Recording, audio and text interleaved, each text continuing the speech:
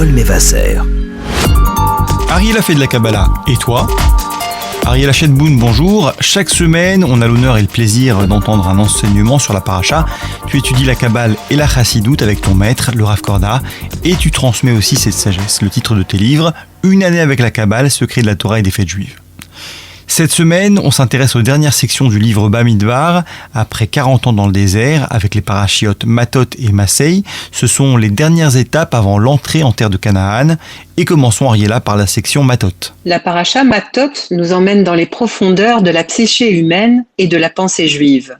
Il est question ici d'éléments primordiaux comme le bâton, le serpent, l'homme et la femme, le temps et la mort. Rappelons-nous. Adam et Ève ont fauté à cause du serpent et ont consommé du fruit de l'arbre de la connaissance du bien et du mal. Autrement dit, ils ont eu une relation intime en un temps inapproprié, juste avant que n'entre le Shabbat. Le moment propice de l'union des corps est pendant Shabbat, pas avant. En effet, la charge métaphysique y est très puissante. Shabbat a cette faculté de nous aider à prendre conscience du divin en ce monde. Alors essayons de comprendre cet enseignement. Qu'est-ce qui change que le Hetzadat ne soit consommé avant Shabbat ou pendant Shabbat ? Le serpent est toujours là. En hébreu, le serpent se dit nachash. Sa racine signifie bien sûr serpenter, c'est-à-dire avancer sinueusement, mais aussi deviner, interpréter les présages. La science ésotérique de la Torah dit que l'énachesh, c'est deviner les plaisirs de la matérialité et donc anticiper sur les plaisirs physiques, autrement dit, désirer. C'est l'attrait de la chair. Le serpent vient instiller le doute dans l'esprit, il le fait serpenter et le détourne du droit chemin qui est de faire correctement les choses au moment approprié avec les personnes autorisées. L'attrait pour les plaisirs physiques, c'est tout l'enjeu de l'être humain par rapport à l'animal. La tradition appelle le corps humain la peau de serpent. Le corps est comme un vêtement de peau animale pour l'âme divine. Et c'est là que nous comprenons que la faute d'Adam n'en est finalement pas une.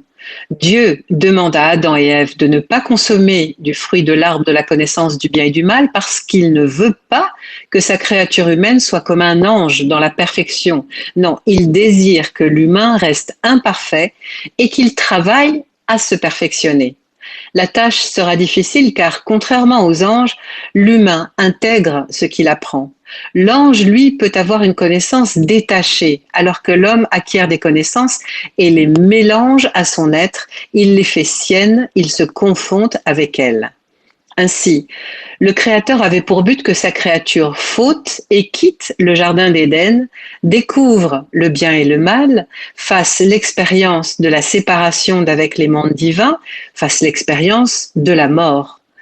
Le but de la création, que l'homme fasse un travail sur lui-même et sur le monde, raffine la matière, transforme les trois écorces d'impureté par une œuvre de teshuva, de retour à la source. Comment et pourquoi revenir à la source si le but est de chuter dans un monde matériel ? Depuis sa chute du Gan Eden, l'homme agit au sein de la Klippa Noga, un environnement de potentialité entre le bien et le mal. Il doit choisir le bien. Le but de l'exil du Gan Eden, cette proximité sans intermédiaire avec le Créateur, c'est de puiser dans les ressources de l'âme pour transformer le mal en bien. Et c'est donc durant l'exil, avant Shabbat, que l'homme opère cette séparation entre le bien et le mal. Mais en revanche, lorsqu'arrive le Shabbat, c'est-à-dire la délivrance, qui arrive après l'exil, on ne fait pas borer, on ne fait pas de tri. Shabbat, on n'opère pas de tri. Il ne faut pas se préoccuper d'autre chose que du bien. En voyant par prescience dans le futur ce qu'il ne devait pas voir, Adam a découvert qu'il pouvait effectuer un travail en profondeur sur les forces du mal, opérer ce tri bénéfique. Il a eu la conscience qu'il pouvait, par le plaisir physique obtenu à partir de la matière du monde, construire ce qu'on appelle une résidence pour son créateur ici-bas. Ce fut un don de soi immense que de quitter le Gan Eden, un Messirut Nefesh, une chute dans l'abîme profond que nous connaissons depuis tous ces siècles. Les textes expliquent que l'union intime des époux juifs exige une grande sainteté. Certes, le plaisir y occupe une place centrale, autant pour l'homme que pour la femme, mais le rapprochement des corps doit être l'occasion d'une création. Le serpent de l'homme, domestiqué par une pensée purifiée, débarrassé des images parasites et orienté vers l'accomplissement d'un acte beau et fertile, au moins sur le plan de la relation, ce serpent doit pouvoir devenir un yesod pour le couple, un canal pour le divin. Et rappelons à quoi correspond le Yesod, c'est le fondement dans l'arbre séphirotique de la Kabbale. Le yesod est cette avant-dernière sphira qui permet à tous les sentiments divins des sphirotes supérieures de cascader vers la malchoute, la royauté, c'est-à-dire de permettre aux valeurs divines de s'incarner dans la réalité de notre monde. Dans de nombreuses cultures, le serpent est lié symboliquement à la sexualité masculine, à la virilité et par extension à la puissance et au pouvoir de domination. Le serpent, c'est le cerveau reptilien, les pulsions charnelles, la libido, la force qui s'empare des sens. Mais dans la pensée juive, le serpent a vocation à être transformé en bâton. Au-delà de l'image première, qu'est-ce que cela signifie ? L'homme civilisé ne doit plus être assujetti au serpent. Le serpent doit devenir le serviteur d'Adam, être au service de l'homme et non l'inverse. En somme, Ariella, tu nous expliques ici que l'homme, Adam, doit canaliser ce désir humain naturel vers une réalisation de soi et maîtriser ses instincts pour en rester le maître. Transformer le serpent en bâton, voilà le travail qui incombe à l'homme. En faire un sceptre, l'insigne de sa puissance, non pas celle de la domination d'un homme sur les autres, ni bien sûr de l'homme sur la femme, mais l'insigne de la domination de l'homme sur ses propres instincts. La garantie que la maîtrise de ses pulsions font de lui un homme sage et avisé, qui n'est plus en proie aux affres de son ego. Un homme de confiance donc, en qui l'on peut se fier. Un homme que l'on peut suivre s'il indique la direction. Bref, un chef.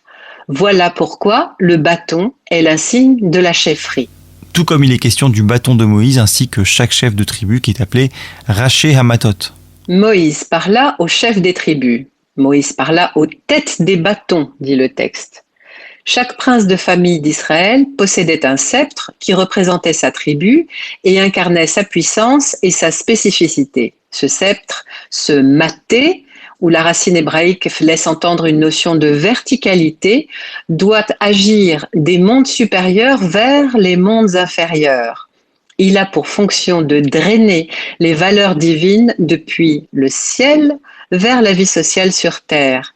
Le maté doit faire advenir le da'at, la conscience éclairée pour les hommes ici-bas. Le sceptre incarne le pouvoir, il est le pouvoir, il est la puissance d'agir.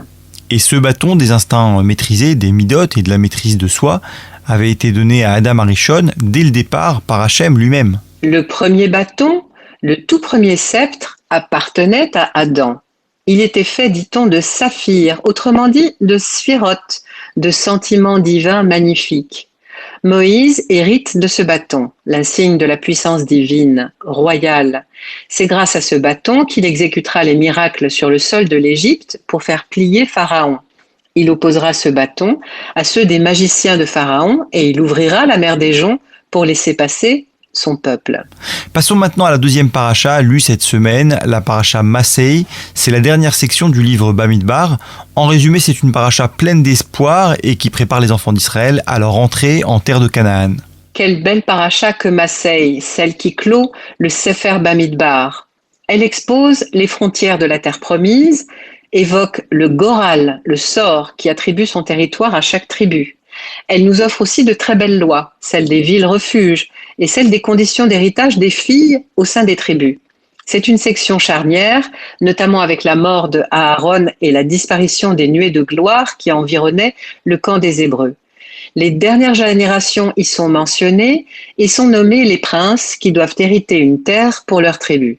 C'est une paracha programmatique, pleine d'espoir, qui montre le dernier chemin à parcourir, le travail qu'il reste à faire, les ultimes guerres à mener.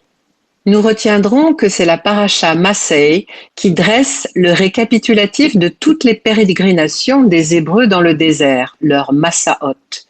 On entend plusieurs notions dans ce mot qui est tiré du verbe linsoa, voyager. À la fois le déplacement, le voyage, le mouvement, mais aussi sa dimension psychologique. La racine du verbe, nas'a, signifie partir, mais aussi transporter et encore arracher, voire s'arracher ou se faire arracher de quelque part. Nous entendons encore une autre idée, celle d'être transporté à la fois physiquement et par une expérience transformatrice qui fait bouger les lignes d'une perception première. Mouvement physique et mouvement de l'âme. Il s'agit donc bien de pérégrination avec tout ce que cela implique d'hésitation, de revirement, d'errance, des déplacements incessants en de nombreux endroits, des trajets complexes dans un espace étranger et lointain. On peut même parler de tribulations, d'obstacles surmontés les uns après les autres. Et toutes ces pérégrinations, ces étapes, ont été nécessaires pour les enfants d'Israël afin de construire dans le désert la base de la spiritualité d'Israël, ancrée dans une réalité terrestre. Toutes ces stations des Hébreux dans le désert, ces trajets et leurs étapes sont autant un voyage du corps qu'un voyage de l'âme qui a duré 40 ans.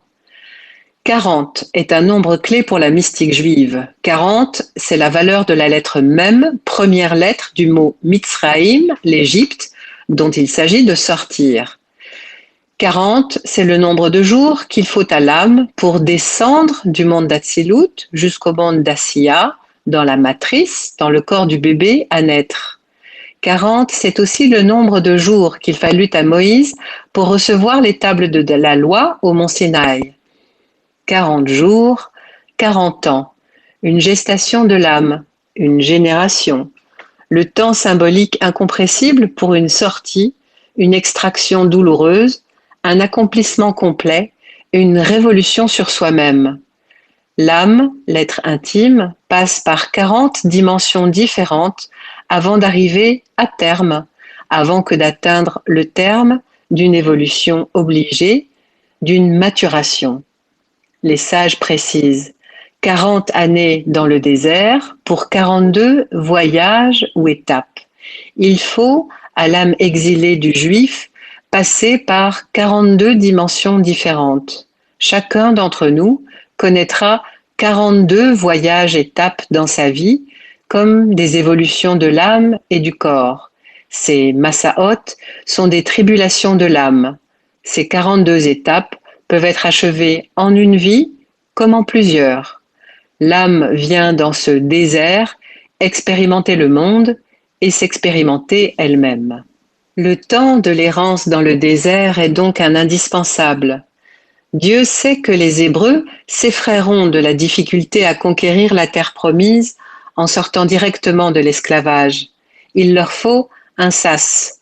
Cet espace-temps du désert est nécessaire au travail de renforcement et de désir de liberté. Vivre l'exil de l'exil et la préfiguration de tous les exils possibles. Le désert est un lieu d'expérience unique, une étape essentielle pour le peuple juif entre l'exil, l'Égypte, et la délivrance, Eretz Israël, en réalité la matrice de tous les exils à venir. Shabbat Shalom. Ariella Shedboun, merci et Shabbat Shalom. On se retrouve si Dieu veut la semaine prochaine pour une nouvelle chronique Ariella fait de la Kabbalah et on rappelle le titre de tes livres, Une année avec la Kabbale, secret de la Torah et des fêtes juives à commander sur Amazon.fr.